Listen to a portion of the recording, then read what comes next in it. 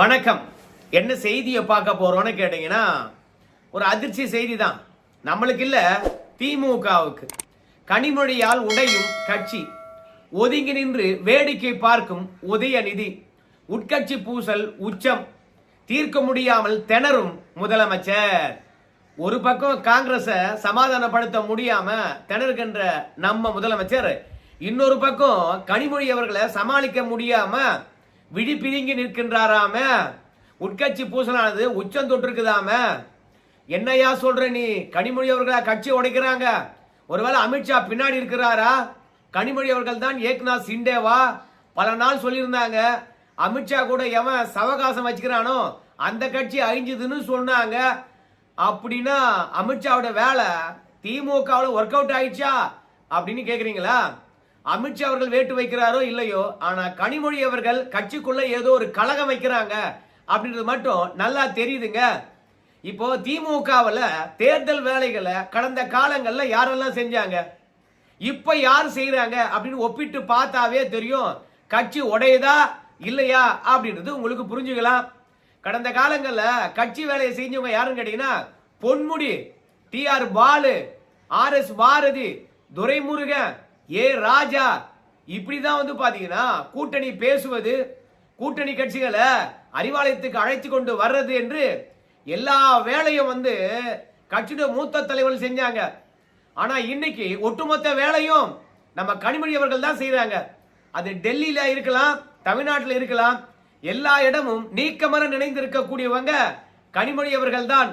முதலமைச்சர் அறிவாலயத்தில் இருக்கிறாரு, இல்லைன்னா அவருடைய ஆபீஸில் இருக்கிறாரு, இல்லைன்னா அவர் வீட்டில் இருக்கின்றார். எங்குமே போவதும் யாரையும் சந்திப்பதும் இல்லை.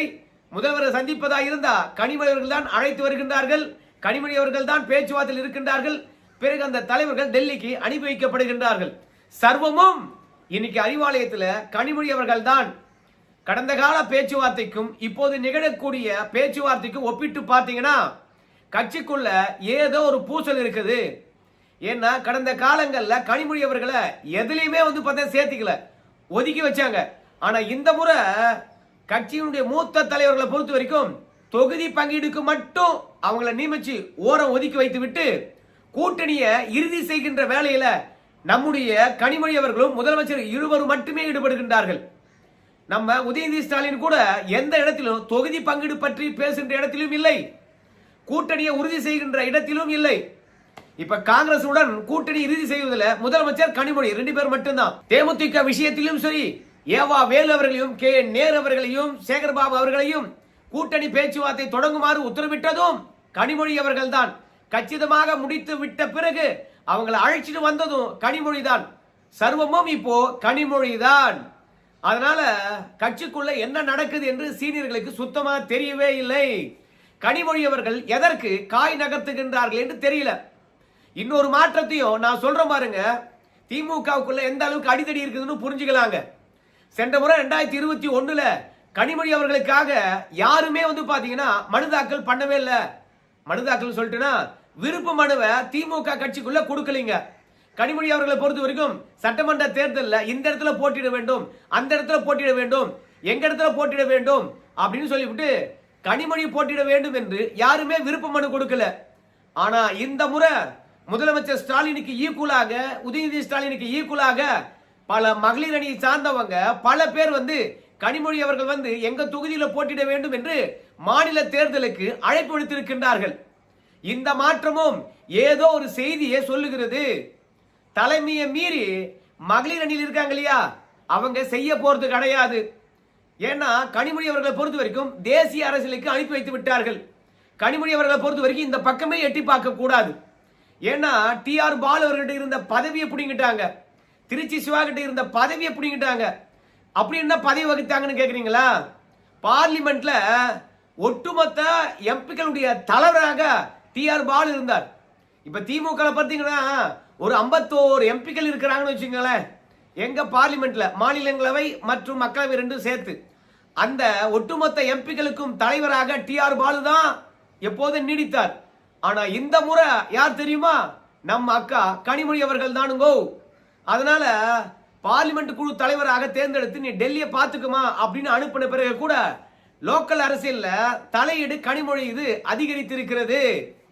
இப்போ கனிமொழி அவர்களுக்கு ஆதரவாக விருப்ப மனு போட்டிருக்காங்க இல்லையா மகளிர், அவங்க நம்ம ஸ்டாலின் ஐயாவை பகைச்சு கொள்ள விருப்பப்படுவாங்களா?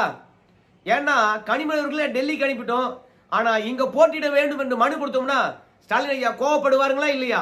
ஆனால் கோவப்பட்டா நான் பாத்துக்கிறேன், நான் வந்து ஸ்டேட் அரசியலுக்கு வர போறேன், நீங்க விருப்ப மனு கொடுங்க, என்ன மீறி யாரும் நடவடிக்கை எடுக்க மாட்டாங்க, நான் வச்சுதான் சட்டம் அப்படின்னு கனிமொழி அவர்கள் வந்து பாத்தீங்கன்னா உறுதியளித்ததின் பேர்ல தான் கனிமொழிக்கு நெருக்கமா இருக்கக்கூடிய பல மாவட்ட மகளிரணி தலைவிகளை பொறுத்த வரைக்கும் ஓடி வந்து கனிமொழிக்கு ஆதரவாக மனு கொடுத்திருக்கிறாங்க.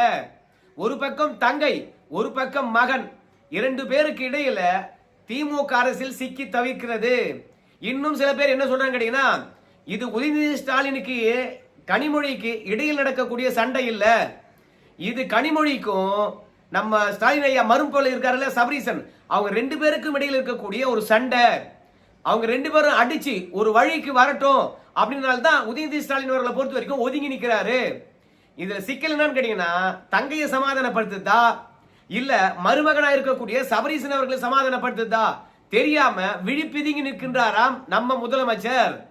அதனால எப்பா கருத்து கணிப்பா இருக்கலாம், தேர்தல் வியூக வேலையா இருக்கலாம், எப்பா சபரீசா நீ செஞ்சுக்கப்பா, ஆனால் களத்துல செய்கின்ற ஒவ்வொரு பணியங்கள் நம்ம கனிமொழி அவர்கள் செய்யட்டோம்பா அப்படின்னு சொல்லிட்டு கனிமொழிக்கு களத்துல இறங்கி வேலை செய்வதற்கும் தேர்தல் வியூகம் வகுப்பதில் நம்முடைய மருமகனா இருக்கக்கூடிய சபரீசனுக்கும் கொடுத்துட்டாராம் நம்ம முதலமைச்சர். அதனால களத்துல நான் இல்லாத இடமே இருக்கக்கூடாது என்று கனிமொழி அவர்கள் கரார் காட்டுகின்றார்களாம். எங்கெல்லாம் இருக்கிறாங்க தெரியுமா? மாநாடுன்னு ஒன்று போட்டாங்கன்னா, பெரிய பொதுக்கூட்டம் ஒன்று போட்டாங்கன்னா மாவட்ட அளவில் அந்த இடத்துல கனிமொழி அவர்கள் ஆஜராகணும். நான் இல்லாத ஒரு மாநாடு பொதுக்கூட்டம் நடக்கக்கூடாது அப்படின்னு உத்தரவு போட்டிருக்கின்றார்களாம் கனிமொழி அவர்கள். அதனால்தான் மகளிரணி மாநாடா இருக்கலாம், அங்கேயும் கனிமொழி இருப்பாங்க, இளைஞரணி மாநாடா இருக்கலாம், அங்கேயும் கனிமொழி இருப்பாங்க. ஆனால் மகளிரணி மாநாட்டில் வந்து பாத்தீங்கன்னா நம்மளுடைய உதயநிதி ஸ்டாலின் இருக்க மாட்டார். சோ அந்த அளவுக்கு கனிமொழி அவர்களை முன்னிறுத்துகின்றார்கள். இப்போ கனிமொழியை பொறுத்த வரைக்கும் நம்ம முதலமைச்சருக்கு ஒரு செக் வச்சிருக்காங்க. இந்த செக் வச்சது பாத்தீங்கன்னா முதலமைச்சருக்கு தலையே பிச்சுக்கலாம்னு இருக்குது. ஏன்னா உதயநிதி வந்து பாத்தீங்கன்னா ஒரு கணக்கு போட்டிருக்காரு, கனிமொழி அவர்கள் வந்து பாத்தீங்கன்னா ஒரு கணக்கு போட்டிருக்காங்க. ஆனா முதல்வர் வந்து பாத்தீங்கன்னா இவங்க 2 பேரையும் மீறி இன்னொரு கணக்கு போட்டுக்கிறாரு.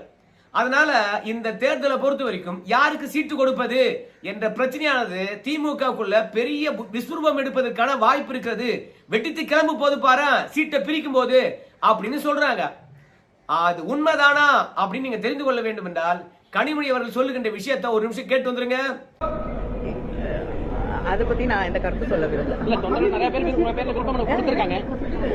இல்லைங்க, முதலமைச்சருக்கே நன்றாக தெரியும் மகளிர் வந்து எந்த அளவுக்கு தொடர்ந்து உழைத்துக் கொண்டிருக்கிறார்கள். இந்த தொடர்ந்து மகளிருக்காக நடத்தப்படக்கூடிய ஆட்சி என்றே சொல்லக்கூடிய அளவுக்கு பல திட்டங்களை எம்பவர்மெண்ட் ஆஃப் விமன் வந்து மகளிருக்காக அவங்களோட உரிமைகளுக்காக அவங்களுடைய கிடைக்க வேண்டிய நியாயமான ஒரு சமூக அங்கீகாரத்திற்காக நடத்தக்கூடிய ஒரு ஆட்சியாகத்தான் இந்த ஆட்சி அமைந்திருக்கிறது.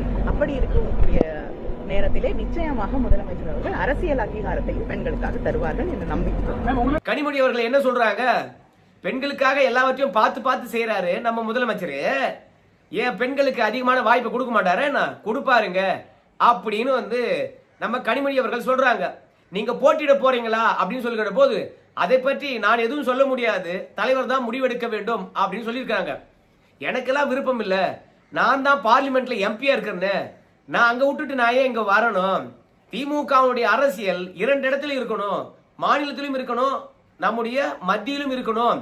எனக்கு எங்க வேலை இருக்குதோ அங்க நான் பாக்குறேன், இங்க ஏன் நான் போட்டியிட போறேன் அப்படின்னு சொல்லணுமா இல்லையா? நம்ம முதலமைச்சர் முடிவெடுப்பாரு, அதை பற்றி நான் முடிவு சொல்ல முடியாது அப்படின்றாரு. என்ன அர்த்தம்?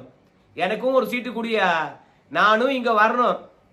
நம்முடைய துரைமுருகன் அவர்களை பொறுத்த வரைக்கும் உடல்நல கோளாறு ஏற்பட்டு அவர் ஓரம் ஒதுங்கி நிற்கிறாரு.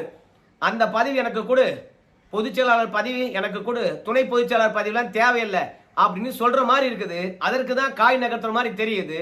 ஸோ கட்சியில பெரிய பதவி வாங்கிட்டு ஸ்டேட் அரசியல்னா எப்படி? அதனால கனிமொழி அவர்களை பொறுத்த வரைக்கும் பொதுச் செயலாளர் பதவிக்காக காய் நகர்த்துகின்றார்கள். ஒரு பெண்ணின் தலைமையில திமுக இன்னைக்கு பொதுச் செயலாளர் பதவியுடன் இயங்குகிறது அப்படின்னு சொல்லும் போது திமுகவுக்கு பெண்கள் வாக்கு வரும். என்ன பொதுச் செயலாளரா போடுங்க, ஊர்ல 1000 பேர் 1000 பேசிட்டு தான் இருப்பான். நம்ம கட்சியினுடைய எதிர்காலத்தை பார்க்க தேவையில்லையா அப்படின்னு கனிமொழி அவர்கள் சொல்றாங்களாம். விமர்சனங்களை எல்லாம் தாண்டி எனக்கு பொதுச்செயலாளர் பதவி கொடுங்க அப்படின்னு சொல்றாங்களாம்.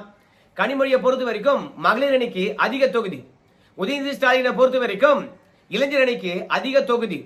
ஏன்னா 2 பேருமே வந்து பாத்தீங்கன்னா தங்களுக்கான ஒரு டீமை திமுகவுக்குள்ள உருவாக்க வேண்டும், அதனால தன்னுடைய ஆதரவாளர்களுக்கு அதிக தொகுதி கொடுக்கணும் அப்படின்னு முதலமைச்சர்கிட்ட வந்து பாத்தீங்கன்னா அழுத்தம் கொடுக்குறாங்க. முதலமைச்சரை பொறுத்த வரைக்கும் என்ன சொல்றாருன்னு கேட்டீங்கன்னா, அதிமுகவுல இருந்து ஒரு 20 பேரை நான் அள்ளி இருக்கிறேன், அத்தனை பேரும் சட்டமன்ற உறுப்பினராக ஏற்கனவே இருந்தவங்க, பதவியில இருந்து ரிசைன் பண்ணவங்க எல்லாம் நம்ம கட்சிக்கு வந்திருக்காங்க. சோ அவங்களுக்கெல்லாம் நான் வந்து சீட்டு கொடுக்குறேன்னு சொல்லியிருக்கேன். ஒரு 20 சீட்டு அதிமுக இருந்து வந்தவங்களுக்கு தரணும், அதனால நானே சீட் அலாட்மெண்ட் பண்றேன், கம்முன்னு இருங்க அப்படின்னு இந்த கனிமொழி உதயநிதி ஸ்டாலின் கிட்ட முதல்வர் சொல்றாரு. ஆனா வந்த உடனே அவங்களுக்கு எல்லாம் சீட்டு கொடுக்கணுமே, என்ன நாடாளுமன்ற தேர்தலில் பார்க்கலாம், உள்ளாட்சி தேர்தலில் பார்க்கலாம், எங்க ஆதரவாளருக்கு கொடுங்க அப்படின்னு உதயநிதி ஸ்டாலினும் கனிமொழி அவர்களும் முதல்வரை நச்சரிக்கின்றார்களாம். தனக்கென ஒரு டீம் இல்லைன்னு வச்சுங்களேன், அவ்வளவுதான் நம்ம அரசியல காலி ஆயிடுவோம் அப்படின்னு சொல்லிவிட்டு ஸ்டாலின் அவர்கள் இருக்கின்ற பொழுது தனக்கான ஆதரவு வட்டத்தை உருவாக்கி வைத்துக் கொள்ள வேண்டும் அப்படின்னு கனிமொழி நினைக்கின்றார்களாம். ஏன்னா ஓ பன்னீர்செல்வத்தினுடைய வாழ்க்கை அதிமுக எப்படி போச்சுன்னு தெரியும். அதனால நம்ம கனிமொழி அவர்களை பொறுத்த வரைக்கும் ரொம்பவே ஜாக்கிரதையா இருக்கின்றார்களாம்.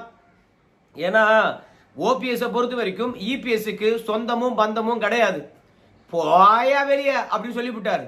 ஆனால் முதல்வர் வந்து பாத்தீங்கன்னா கூட பிறந்த அண்ணனையே வந்து கட்சிக்குள்ள இருக்க தேவையில்ல, போயா வெளின்னு சொல்லிட்டாராம். சொந்த அண்ணனுக்கே இப்படின்னா நான் இன்னொரு தாயின் மகள் தானே, எனக்கு எதிர்கால அரசியல் எப்படி இருக்கும்னு எனக்கு தெரியாது. இன்னைக்கு ஸ்டாலின் ஐயா என்னை அரவணைக்கலாம், ஆனா ஒரு மகன் என்னை அரவணைப்பாரா என்பது தெரியாது. என்னுடைய ஆதரவாளர்களுக்கு நீங்க சீட்டு கொடுக்கணும் அப்படின்னு கனிமொழி அவர்கள் வந்து பாத்தீங்கன்னா கட் அண்ட் ரைட்டா சொல்றாங்களாம். முதல்வர் ஸ்டாலினை பொறுத்த வரைக்கும் கனிமொழி அவர்களை முன்னிறுத்துவது எதற்கு என்று கனிமொழிக்கு தெரியாம போலாம், ஆனா நமக்கு தெரியும் அப்படின்னு சொல்லிவிட்டு கட்சியினுடைய மூத்த நிர்வாகிகிட்ட முதல்வரும் புலம்புகின்றாராம். மகளிருக்காக நாம திமுக ஆட்சியில ஏகப்பட்டவை செஞ்சிருக்கிறோம், அதை மகளிர் புரிந்து கொள்ள வேண்டும் என்றால் கனிமொழி அவர்களை முன்னிறுத்தி நம்ம அரசியல் செஞ்சோம்னு வச்சுக்கலேன், இந்த தேர்தலில் மகளிர் வாக்குகளை பெறலாம் என்பதற்காக எல்லா இடத்திலும் கனிமொழி அவர்களை முன்னிறுத்துகின்ற பொழுது எதுவோ கட்சி தான் கனிமொழி, கனிமொழி இல்லைன்னா கட்சி இல்லைன்னு சொல்லிட்டு அவங்க நினைக்கிறாங்க. அதெல்லாம் வாய்ப்பே கிடையாது. அதனால கட்சிக்குள்ள யாரு வளரணும், யாரு தலைமைக்கு வரணும், திமுக ஒரே அணியா தான் இருக்கணும், இரட்டை அணிகள் இருக்கவே கூடாது அப்படின்றத முதலமைச்சர் உறுதியா இருக்கின்றாராம். அதனால மகளிர் அணிக்கு அதிகமான தொகுதி தரலனா ஆபத்து என்பது கனிமொழி அவர்கள் உணர்த்தி இருக்கின்றார்களாம். நம்ம உதயநிதி ஸ்டாலினை பொறுத்த வரைக்கும் எங்க அப்பாவா வேட்பாளரை செலக்ட் பண்ண போறாரு, நானும் எங்க மாமங்காரனா இருக்கக்கூடிய சபரிசன் 2 பேரும் தான் வேட்பாளரை செலக்ட் பண்ண போறோம். கனிமொழி அவர்களை பொறுத்த வரைக்கும் எவ்வளவு வேண்டுமானாலும் கதறட்டும், அதை பற்றி கவலை இல்லை அப்படின்னு உதயநிதி ஸ்டாலின் அவர்கள் முடிவெடுத்திருக்கின்றார்களாம். சோ இன்னைக்கு திமுக கட்சியானது இன்னைக்கு 4 குடும்ப உறுப்பினரிடம் சிக்கிக் கொண்டு சின்னாபின்னம் ஆகிறது. ஒன்னே ஒன்னு சொல்லி மட்டும் நான் இந்த வீடியோவை முடிக்கிறேன். தேர்தலில் திமுக வெற்றி பெற்றால் நிச்சயமாக அது ஒரு அசைக்க முடியாத ஒரு சக்தியா இருக்கும். ஆனால் தேர்தலில் தோல்வி அடைந்தால் இந்த 4 பேருக்கிடையில சிக்கி ஒரே மாசத்துல நாசமா போயிடும். கனிமொழி அவர்களை பொறுத்த வரைக்கும் ஒரு பக்கம் கட்சியை பிரிச்சுவாங்க, இன்னொரு பக்கம் உதயநிதி ஸ்டாலின் பொறுத்த வரைக்கும் கட்சியை ஒருங்கிணைக்கிறேன்னு சொல்லுவாங்க, இன்னொரு பக்கம் சபரீசனை பொறுத்த வரைக்கும் கனிமொழி மற்றும் உதயநிதி ஸ்டாலின் ஒதுங்கி நில்லுங்க, உங்களாலதான் கட்சி நாசமா போச்சு, தோல்வி அடைஞ்சது, நானே கட்சி வழி நடத்துறேன்னு சொல்லிட்டு அவரு அரசியலுக்கு நேரடியாக வந்துருவார். சோ இந்த 3 பேருடைய போட்டியில முதலமைச்சர் ஓரம் உட்காந்துக்கின்னு வேடிக்கை பார்ப்பார். இந்தியா கூட்டணிக்கே தலைமை தாங்க வேண்டும் என்று ஆளாய் பறந்த இந்த திமுக உடன்பிறப்புகள் இன்னைக்கு உள்ளூர் அரசியல்ல கூட ஸ்டாலின் அவர்களை ஒதுக்கி வச்சு வேடிக்கை பார்க்கறாங்களே அப்படின்னு வேதனை அடைவாங்க. இந்த காலங்கள் எப்ப வரும்னு கேட்டீங்கன்னா திமுக தோல்வி அடைந்தால். முதல்வர் இதை உடனே வைத்திருக்கின்றார், அதனால்தான் தோத்துறக்கூடாது என்பதற்காக பெரிய பெரிய சித்து வேலைகள்லாம் செஞ்சுக்கிட்டு இருக்கிறாரு. பார்க்கலாம் திமுகவை காப்பாற்றுகிறார்களா இல்ல 4 பேர் ஒன்னா சேர்ந்து நாசமாக்குகிறார்களா என்று சொல்லிட்டு வீடியோ தொடர்பாக உங்க கருத்து சொல்லுங்க. நன்றி.